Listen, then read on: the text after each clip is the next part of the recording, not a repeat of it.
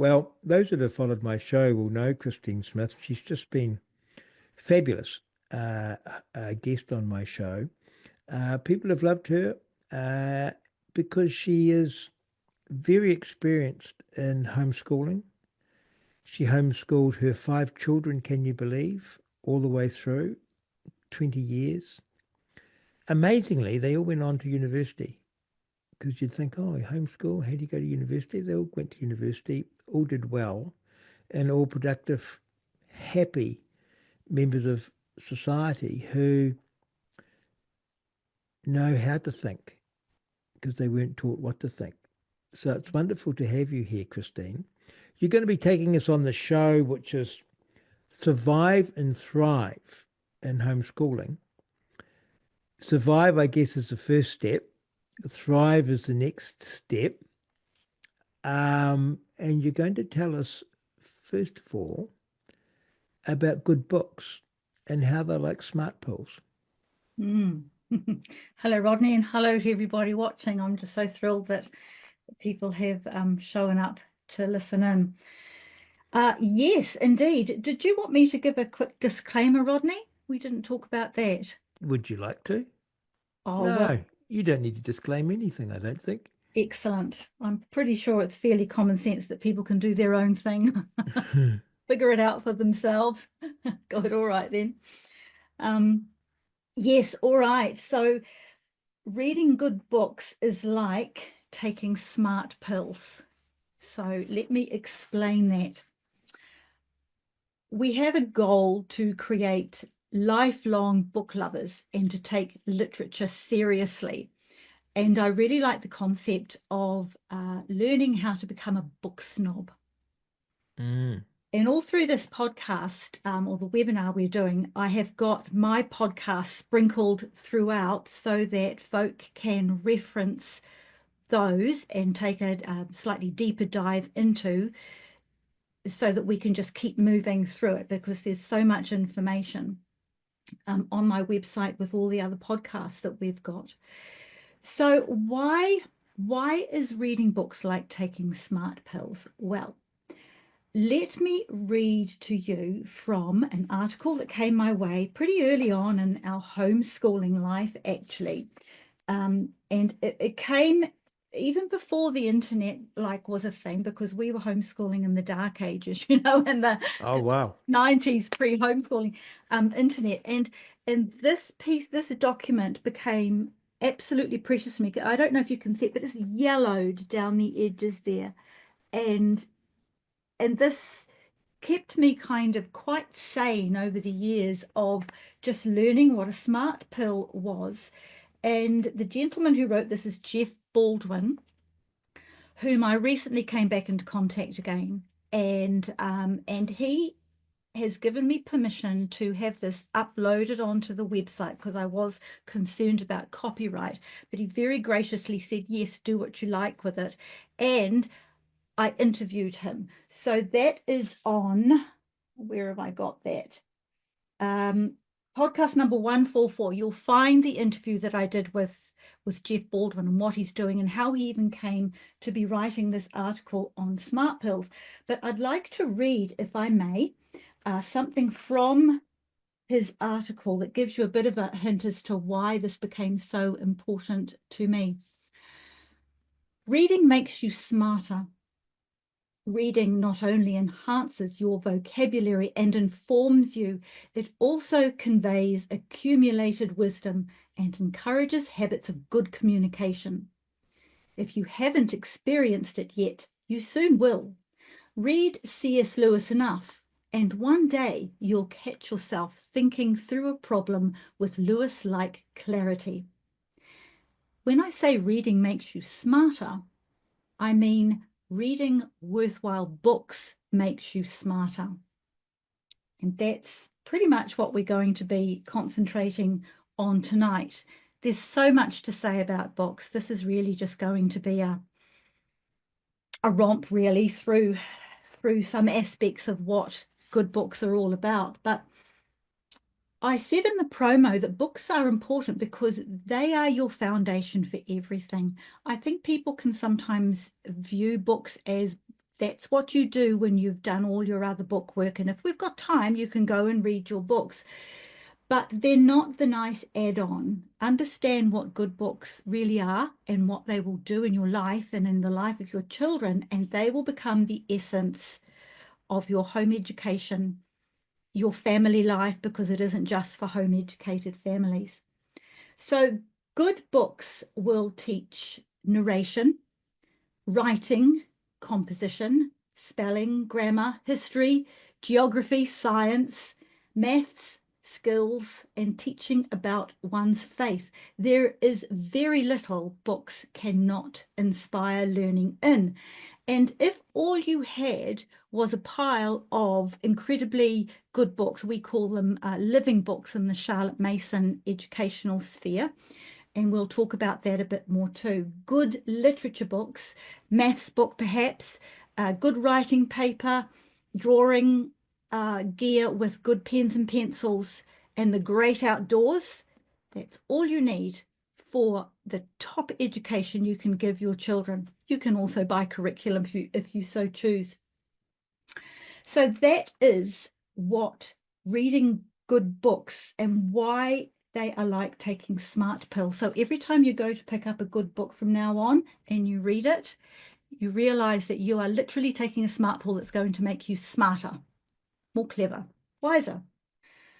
All right. On the website, we have uploaded now the Smart Pills document, as I mentioned before. Also on the website, there is a list of podcasts that are on my YouTube channel that are going to just shortcut you into finding what you need regarding books. There is a list of podcasts that are solely concentrating on books. There's another list there of podcasts that feature books or reference books or have something really good to do with them.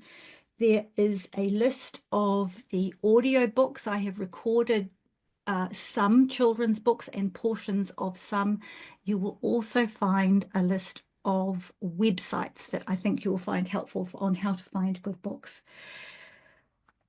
It would be a good idea now. We're going to have a look at reluctant readers and what to do if you have a reluctant reader in your family, which doesn't necessarily mean that they're having trouble. It just could potentially mean that they're a late reader. They're coming to it a little bit later than what whoever designed the rules decided that kids should be reading by. So it's important, I think, from the beginning to realize that within a philosophy of reluctant readers, you could be dealing with late and/or reluctant readers. They're not necessarily the same thing. So under the title and the time that we're going to spend on reluctant readers, I will deal with the philosophy behind it and then go into outright suggestions as to what you can do if you have got the situation in your family. The most important thing I'd like to start with a philosophy of reluctant reader is that I don't think a label for your child is helpful. And I would caution you to be very careful about having an assessment done on your child. If this is on your mind of something that you are thinking might be a good idea, I would encourage you to ask why. Why do you need your child assessed? What difference will it make if suddenly this label or identification or an answer comes through that gives you the answer to why is my child finding it difficult to read? Why is he late? Why is he reluctant? However, even though I know it's really tempting to want to go down that assessment route, and I can understand the drive to know why, if you do get a confirmation of a label, what exactly are you going to do with it after you've got it? You might be referred to help, which perhaps doesn't align with your parenting and your educational values, which is quite likely as the help that is being offered to you will have been taught through the system that you have now left. Good tutors are out there and they will work with you and your family values, and that they are found. Ask around in the home education community, because you're not the only one with a child who's finding it hard to read. Possibly a more accurate way of thinking about it is the traditional way of learning to read just isn't good enough for him. His way of learning is different. It's not wrong, it's just different. So pivot and find what does suit his learning style. Stop trying to fit square pegs into round holes. A label could be like a tattoo on his soul that you'll never be able to remove. And this attitude, being able to pivot and make these choices with your children, it's the privilege of home learning, because not one size fits all at all. It's more often a bespoke curricula that you put together for your children, because that's our privilege. We can actually do that here in New Zealand. Do you think, Christine, Mm. there are kids that can't read? Or is it like I read Peter Hitchens says, every child can learn to read. They just need the teacher to open the door. Mm. And some might be slower, but the label sort of becomes the barrier. It can do, because it doesn't take much for a child to absorb passively that he's dumb, and it's just not Mm, true. It's mm. not true. They just have a different way of learning it, and the system is set up to cater for a particular way of learning, and that's what we don't have to fall into that trap. So to answer your question, my feeling on this is that unless you've particularly got a neuro, what would be the right way to say this? Where have I got it? Outside of neurodisability, I don't know if that's the correct term to use, the chances of remaining illiterate are slim. Mm. I'm the worst example because I got my two youngest children assessed. It cost me $800 each time. And I got one labeled dyslexic and the other labeled dyspraxic, right? And they're both fine. They're both fine. And I was running around, oh, the dyslexic, the dyslexic. She struggled to read at the start.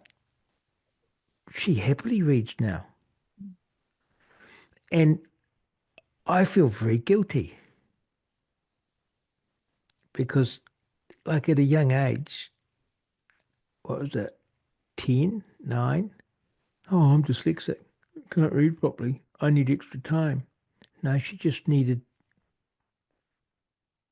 help reading. That was all. Mm. Oh, it's so refreshing to hear you speak. I wish we had you in our schools, Christine. It's quite reassuring to hear people say the things that you need to hear, because as a parent, and here's my next point, keep calm and don't panic. If your Mm. child isn't meeting these prescribed levels, that I don't know who is the authority around here that comes up with these things, because we're all so unique anyway. And if you are going to panic, please panic in private, not in front of the child. I had a glitch in the matrix and disappeared. I apologise to everyone, but the matrix has resumed normal operations here. But did you cover off reading aloud to children? Not yet. You're going to do that. Oh, yes. Yes, yes, Okay. yes. Not yet. Um, and don't panic. Definitely don't panic in front of those who will see it as evidence that homeschooling is not working, and therefore it's clear your child really should go back to the experts. Be careful who you talk to. More on that later. Perhaps a child is too young and just not ready to read. Be seen in your own household reading books prolifically. and understand that a reluctant reader isn't necessarily non-academic. We need the hands-on worker to be just as well read as an academic. Saying things like, oh, he doesn't need this, will steer him towards the trades, university isn't for him, thereby absolving him of the necessity and privilege of reading on his future benefit. And just a small comment here is that I think this is a cultural fault we have. We assume that the kids who aren't particularly academic, well, we're just going to head them into the trades. I think that a plumber, a builder, an electrician, a carpet layer could and should be just as well read as any academic. And I think in the old days, if you go back, you will find that that's exactly what happened, that the humble farm worker was educated and knew his Yes. books. Don't let the importance of reading good books become unimportant just because he's finding it hard. And a point to remember is that it affects boys more than girls. Now, suggestions. That was the philosophy on reluctant reading. I've already mentioned that your child processes the written word in alternative ways. Please don't compare your child to his or her sibling or to other children. It's not helpful. Teaching phonics as a tool to interpret and decode words into sounds will be vital for the child who is reluctant to read or finding it difficult to read. Read aloud, Rodney. Read aloud to your child, to this particular child, more. Read to all your children. In our house, reading aloud was practically sacred to us over the years. Read to all of your children well into their teens. Use good expression as you're reading the book, and it will teach you as well as your children punctuation, diction, and expression. You can use audiobooks at home and in the car. And choose books wisely for this child.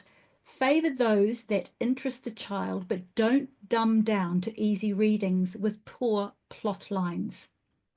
Read with him as well as to him. And in cases like this where it's hard work for this child, hard work is worthy of a reward. His sister, for whom reading is easy and a pleasure, does not need this reward, but perhaps her challenge is maths. If there are more than 3 words on a page the child doesn't know, the book is probably above his level.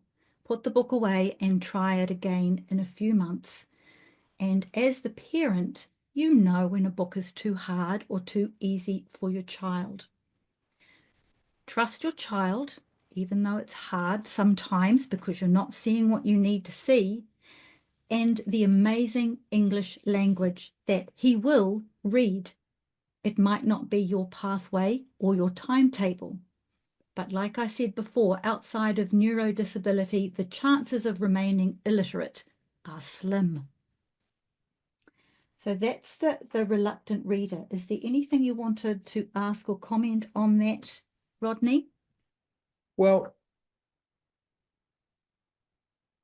it's amazing to me because you think you're doing the best thing and you get these labels and they're just that. And I read a great article by Peter Hitchens in the Daily Mail about how in the old days every kid could read and we didn't run around labeling them, but we just had teachers that made sure every kid in their care did read. Full stop. At their pace. We've got some questions. Can we do them now? Yes, please. By the way, the feedback is great in the chat group. Hi, Christine.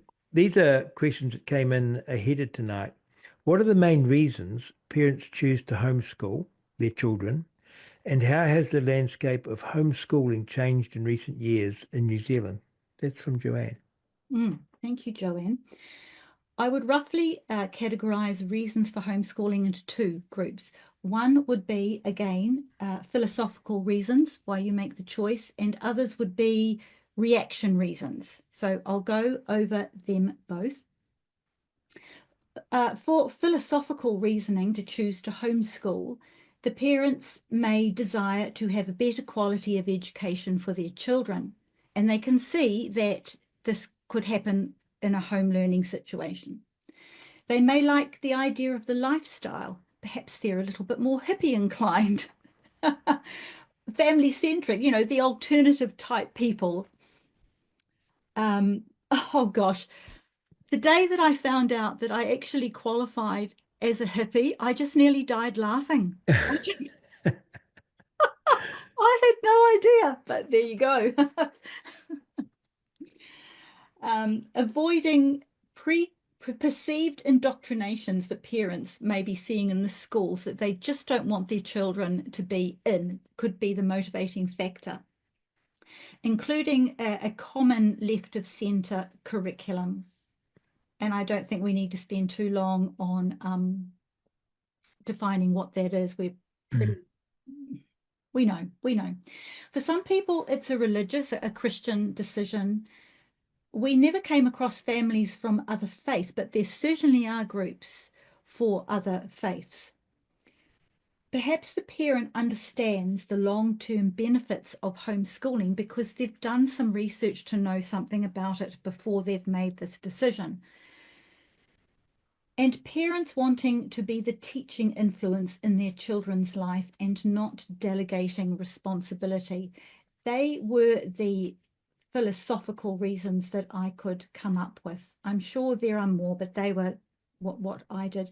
For us, it wasn't so much a reactionary thing. We were actually really happy with our two older children in the local Christian school.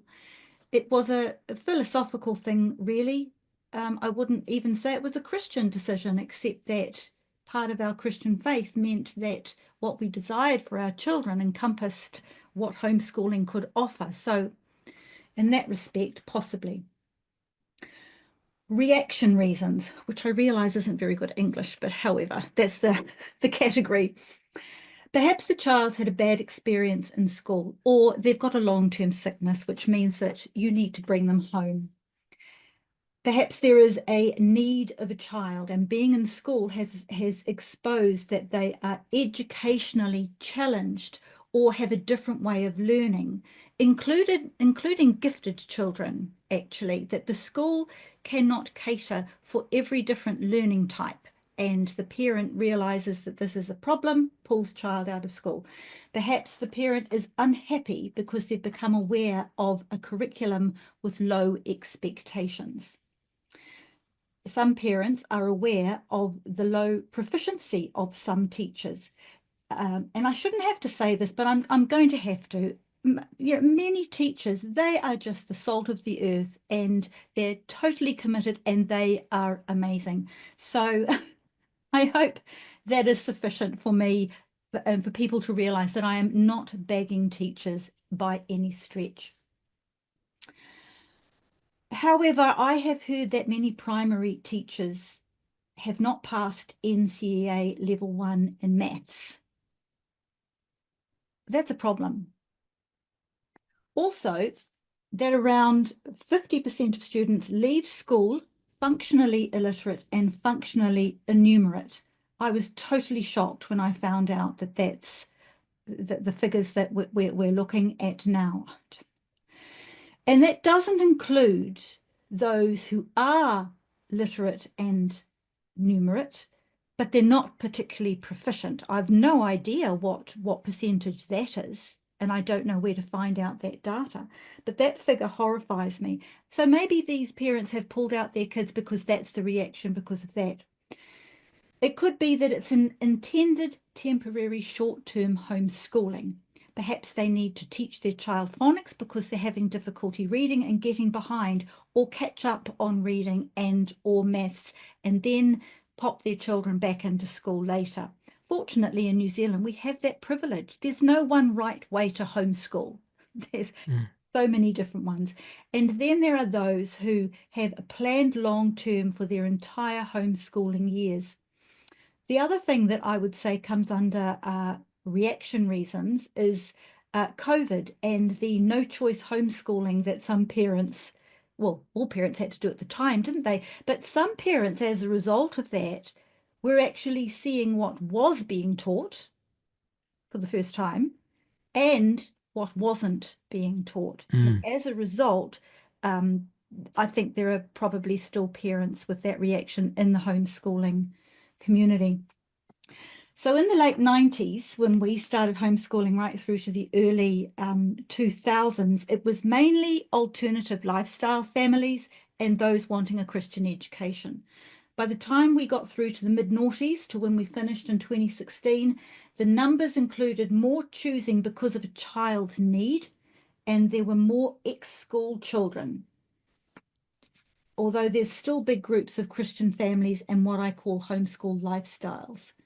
Post-COVID, more parents whose eyes were opened to the overreach of the government because of that experience and that correlation into schools, which includes those whom up until now were happy with school, but vax expectations and mask wearing were a bridge too far, leading to realizing other factors of the government improved curricula, etc. So there you go. I think that was Joanne, wasn't it? Yes. That's the way. I got a question in the chat from Eloise. She says, can you please cover supporting a child who gets really frustrated / deregulated, especially when they make a mistake? He can be hard on himself and feels like he is dumb, even though he is incredibly bright. He has a high IQ older brother whom he feels he needs to keep up with. Let me mull over that while we go on with it. I think if you've taken him out of school already, that is probably 90% of job done. From here on in, you will be molding your intentions and curricula and what is going to work for this child whenever you need to. And this is a blessed child that he's got a mum like this that's got his back. You just have to accept, I think, that the child's personality is what it is. His character can be built as time goes on. And again, that's a privilege homeschooling families have got because we have the time to do this. Apart from that, if the child has got these difficulties and like say a high IQ, I did run some podcasts with Kelly from the ARC, New Zealand Education. I did about 3 podcasts with her, and her speciality is helping families with children with needs that you just need help with. So it could be on the spectrum, you could have ultra gifted children. I think Andrew's looking for those podcast numbers now to save you a bit of time, and I will drop those in now soon. Okay. Thank you. Here's a prepared question. Hi, Christine. A common critique of homeschooling is the lack of socialization. How do homeschooling families ensure their children develop strong social skills? That's from Michael. All right. Thank you, Michael. I deal with this in particular in podcast 41 in quite a bit of detail. But it is a common concern, especially amongst those who aren't homeschooling. For the most part, it's an urban myth.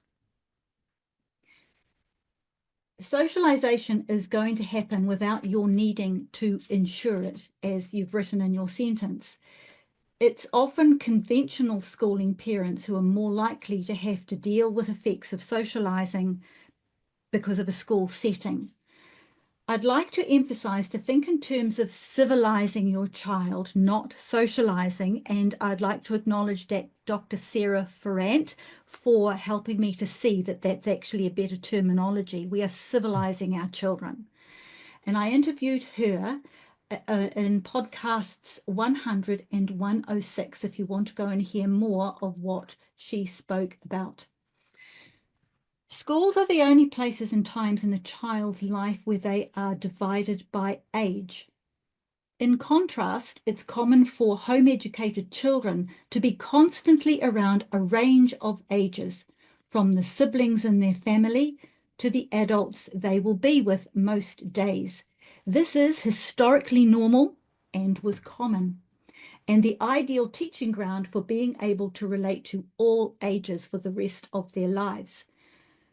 I do recall that our children sometimes never even knew the age of a teammate or a fellow drama class member or any other activity because it just didn't matter so much. A good question to ask yourself would be, what kind of socializing do you want for your child? Most of us experienced unpleasant at best and distressing at worst when we were at school. And saying, well, we survived, is not a good enough response to justify keeping your child in a situation where it's distressing. A child won't avoid bullying or being treated badly because the inclination to be mean in all of us isn't too far beneath the surface, but the prevalence of it is much, much less in a homeschooling community. Yes, some children will need to be taught how to respond when a new child joins them in their homeschooling community, the difficult child, the unusual child. Home-educated children are more likely to look you in the eye when you talk to them and less likely to return a comment or question with a grunt. There are no guarantees, of course. There will be exceptions on both sides, but this has been my constant general observation for years. Exceptions could be children who are on the spectrum and those transitioning from a difficult school situation into a home learning life. So please be gracious. Thank you. Just parking that one just for a moment, I referred to Kelly at the Ark, podcast number 98. And I know there's another couple in there too, but that will get you started in there for that particular question that came through. Thank you. Watch for manners that need to be taught, including table manners, awareness of other people's needs, putting others first, how to serve other people, etc. If you see concerns in your children, then train them. Make learning people skills part of your curriculum and not something they learn by chance. Civilize your children and be their example. Demonstrate how to socialize or be civil. And if you're a naturally shy adult, this is actually a really good opportunity to increase your own skills in this area. Put your phone away and give your child your full attention. Turn notifications off and let calls go to answer phone. Be that demonstration to your child that can do this. Teach your child how to make and take phone calls. Socialization is learned because home-educated children socialize. I've never come across a homeschooler who stayed home and hardly ever saw people. It's an urban myth. Nice. Final question from this past week. What are some of the biggest challenges homeschooling parents face and how can they overcome them? From Lou. And Rachel's just asked, have I got the right one? Is it Rachel? Yeah. She's considering homeschooling, but would have to quit a job and wonder how she's going to cope financially. And so the question is there any support? So the biggest challenges, how to overcome them, and what about the financial challenge? Is there any support for homeschoolers? Yes. You get a payment, not a subsidy, an allowance, that's the right word. You do get an allowance from the government, which is wonderful. Often that allowance would pay for the next series of workbooks or a pass to the zoo or to pay for drama classes or sports or something like that. So the allowance won't make you rich, but it will certainly help. I have done podcasts in being able to afford to homeschool because it became a concern from a question I had going back sometime last year, and I went and did some research actually amongst homeschoolers, and I got a phenomenal response. There was enough content, I think, for 3 or 4 podcasts on how to afford homeschooling. So I'll get those podcasts to you just in a moment, but they will be really helpful. You can't have everything. We have to make choices in life, and all the choices that we make will have consequences. And I think to accept that for a few years, yes, there might be some financial hardship, some learning how to budget really well. They're actually really good life skills. And we never had much to come and go on, but our kids never went without anything. And they never realized it at the time. But they look back now and they're quite impressed with how we managed to do what we did. So it is very doable. It is doable. And what about the challenges, Christine, beyond the financial? What would be the big challenges that a parent deciding to homeschool would face? Yep, thanks, Lou.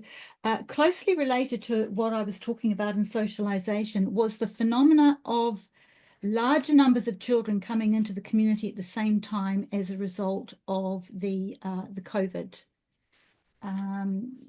In that there was little time to transition and for some of these children and parents to observe what behavioural cues were common in the homeschool community. When we used to get 1 or 2 children with difficult social attitudes, possibly as a result of a school experience, sometimes for years, it didn't take long for the new child to observe and relearn appropriate social skills. But post-COVID, the dribble of children coming in like that became a flood and very quickly altered the dynamics, and people didn't really know what to do with that. Long-term homeschoolers were suddenly having to deal with many more kids with behavioural difficulties, and it began to tip the balance of the culture of homeschooling groups. And also with parents who often wouldn't step in to correct the behaviour or to help, which could leave the established homeschooling parents with awkward situations. Established groups were being told that they must be inclusive in spite of seeing their hard work being challenged and creating division, and members having to leave due to stress on themselves and their children. Many have gone back to school. I don't know the current overview of this, but I do see it as an ongoing issue homeschoolers will need to address. It will be a challenge to address in a constructive manner. And I did do a podcast on this, and that's number 78, where I go into that in a bit more detail. Another challenge is the possibility of burnout. When you're in school, your child goes off to school at a certain time and they come home at a certain time. There's a very clear parameters around that. When you're homeschooling, it's just not so much like that. And because of the reality that you've taken this on yourself, you're taking this role incredibly seriously, and you want to get this right. You really want to get this right. You don't want to mess your children up. And as a result, you can just throw yourself into absolutely everything, determined that your child won't miss out on a thing. And before you know it, you'll be showing signs of burnout.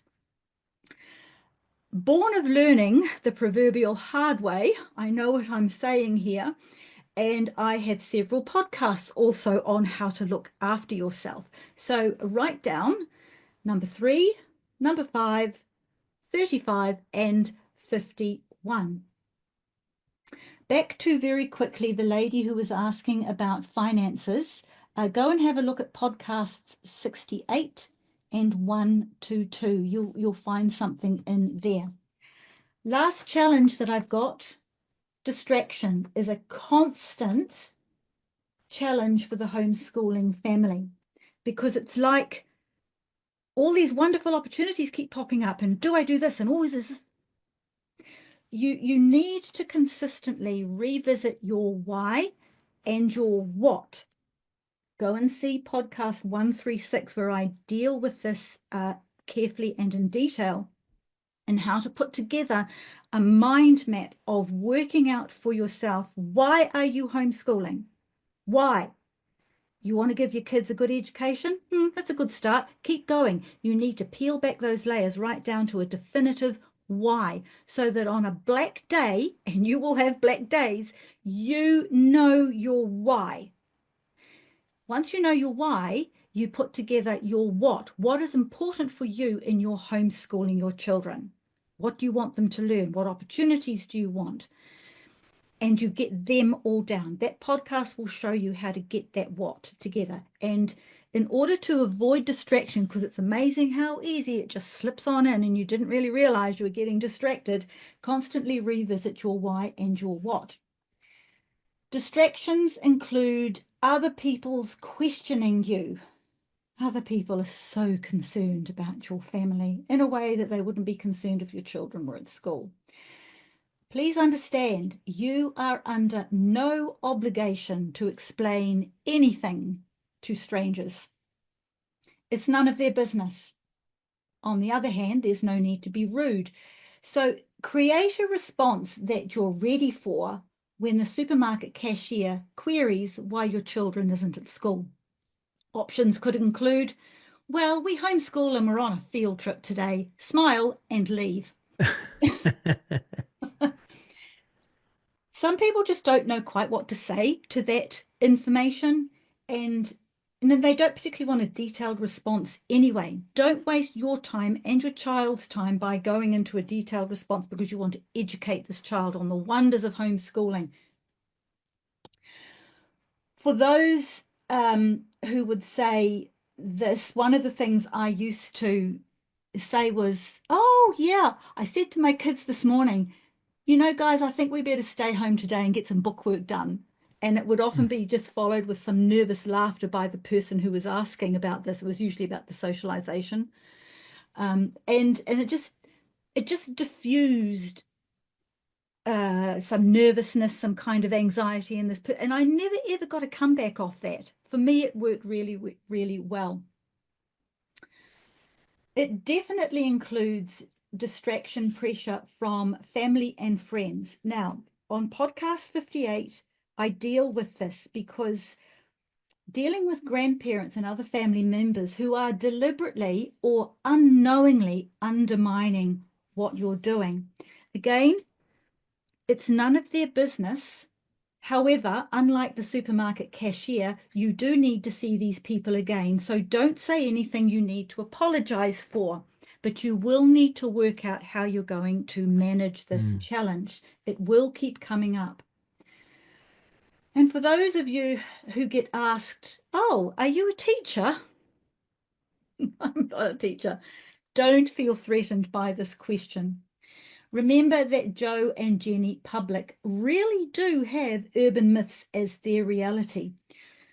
You could blast them with your ability to gain an exemption, which means you must demonstrate your ability to teach as regularly and as well as a public school. There you go. Since the Ministry of Education gave you the exemption, yes, I am absolutely qualified to teach my child. I think they will back off and hesitate before bothering any other homeschooling mother with the same boring question. Know you've done other mums a big favour and reward yourself with chocolate. Tell me, good books versus books. Oh, okay. How to tell the difference. Yes, you need to know this. Don't be dictated to by the books that have been assigned as reading in your curricula, especially if you're dealing with state curricula, which is often PC anyway. And if you don't have a choice about the books you're reading, it's probably a good sign that it could be a good thing to change the curriculum. Life is too short for poorly written or average books.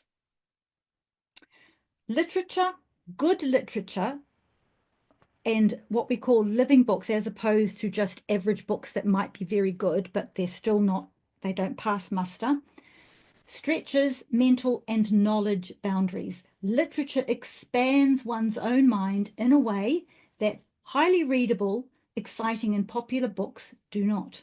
For example, Agatha Christie and Enid Blyton do not pass muster as literature or living books. And at the risk of being controversial, neither does Harry Potter. No, definitely. They're good books and they have a place, but they're not literature. They could be useful for early fluency, and as a child, I loved Enid Blyton. But it doesn't take the place of literature or living books. For our kids, yes, they could absolutely read those books, but you read them in your own time. C.S. Lewis, however, Tolkien, James Herriot, Jane Austen are examples of literature or living books, as those familiar with the Charlotte Mason education are familiar with.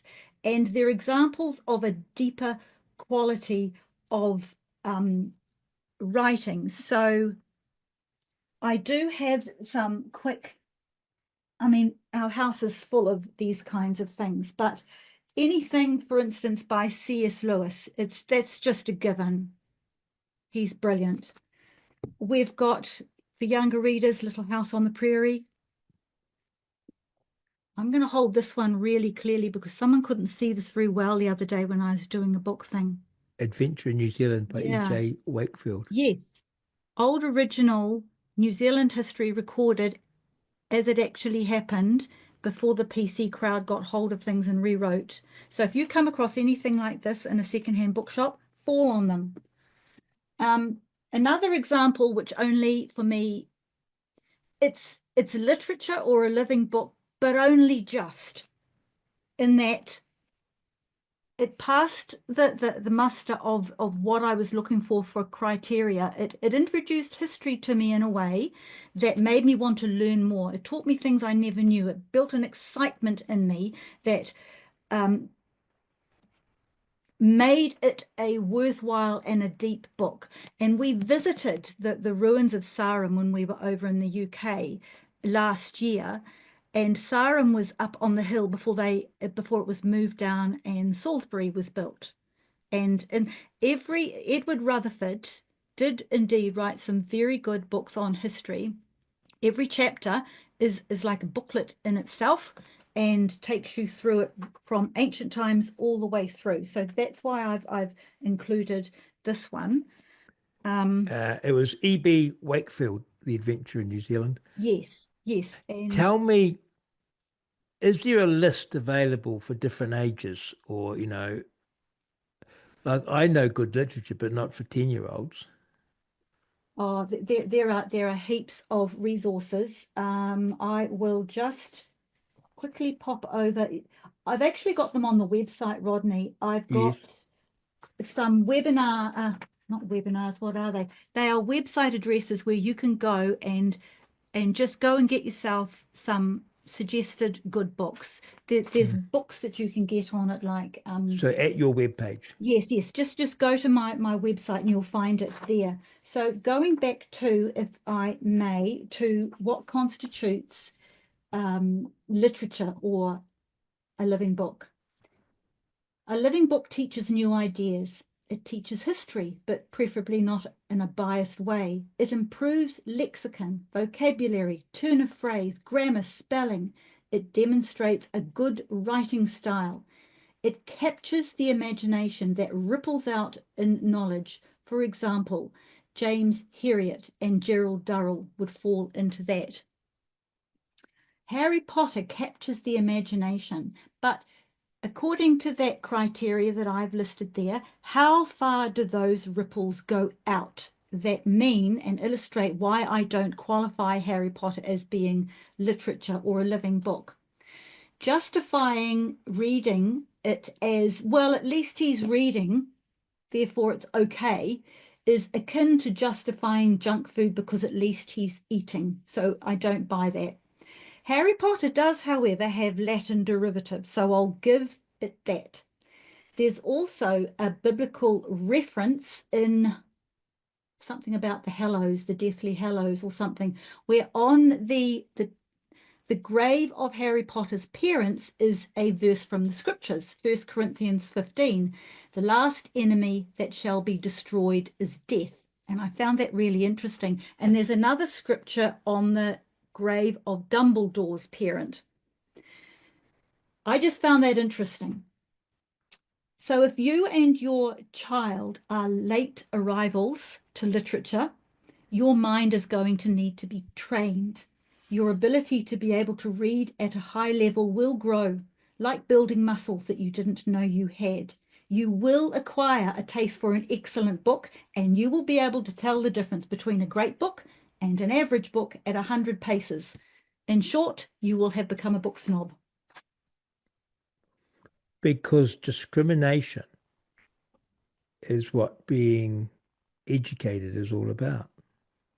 Yes, So you having your child at home because you want to discriminate between what is a good education and what is not a good education. or an average one, or an adequate one.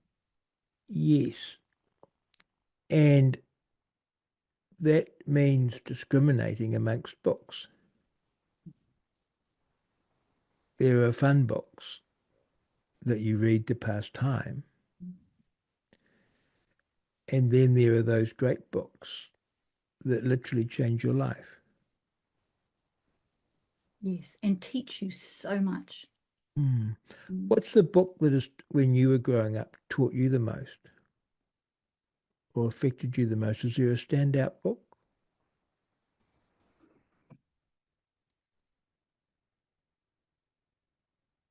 Yes, when I was at high school, we had to read Fahrenheit 451. Third form, fourth form. Um, and 1984, I think. And they really affected me because they were such a disastrous way of looking at the world. I was quite naive. I'd had a lovely upbringing. I had no idea things could be like that. I didn't like Mm, them, but I've never forgotten it. Paper burns at 451 degrees Fahrenheit. there you go. I'd never read the book, Mm. but it's funny how I loved. I used to read David Copperfield every year. I loved that book so much, and I never came to it till I was in my 20s. Mm. And I love Wuthering Heights. Most beautiful book I've ever read. And it just transforms you. I just open the book and I just fall into it. It's entrancing and it's like nothing else. It's important then to have these resources available. Your webpage, just for everyone that hasn't grabbed it, coming home info, Mhm. all one word.com. Huge amount of resources there. Where else can people get resources?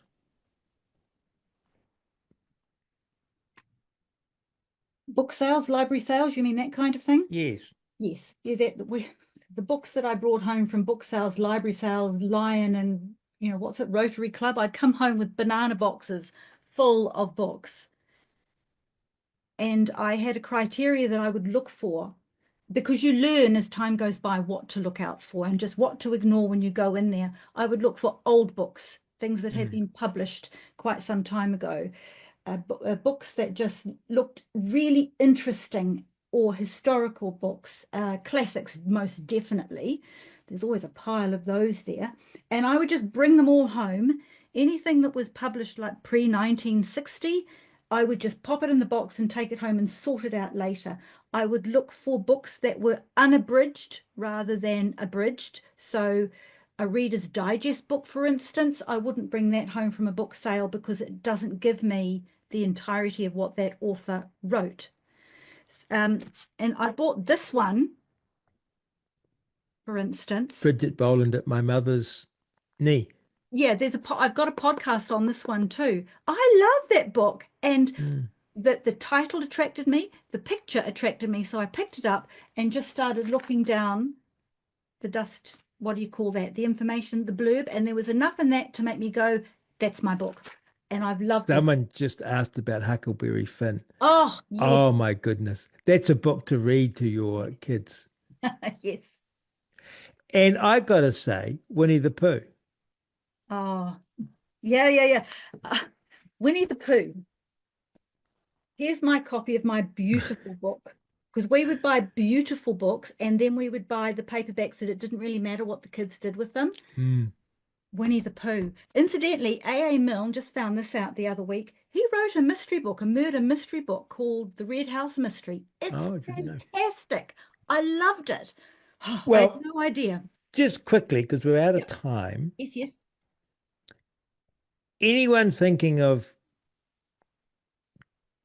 homeschooling, my experience of homeschooling was brief, 2 terms, changed my kids and changed me. And then they went back to school. I absolutely loved it. And my kids did too. My advice is just to do it, not overthink it. Mm. And look, if it doesn't work out, they can go back to school. Nothing lost. But that time with your child, getting to know them and how they learn is so special. I miss it terribly.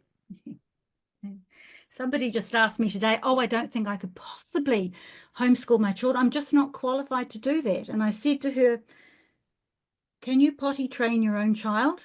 Mm. Well, yes, of course we can. Okay, if you can potty train a child, you can teach them anything. Yes, you can homeschool.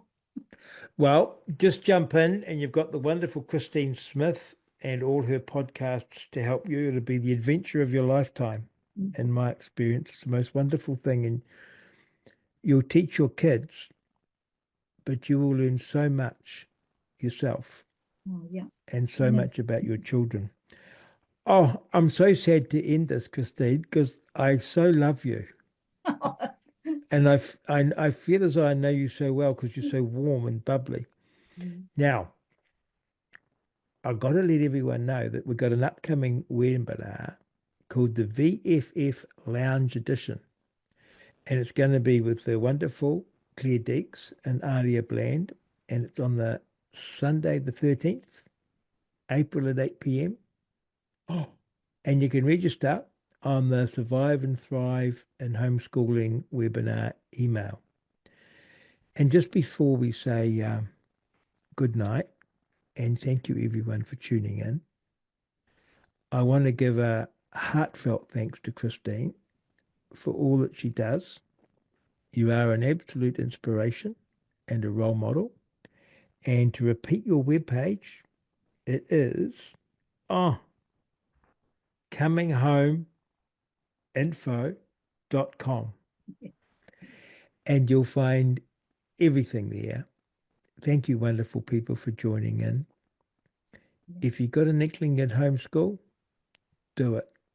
I promise you'll never regret it. Good night from all of us. Good night.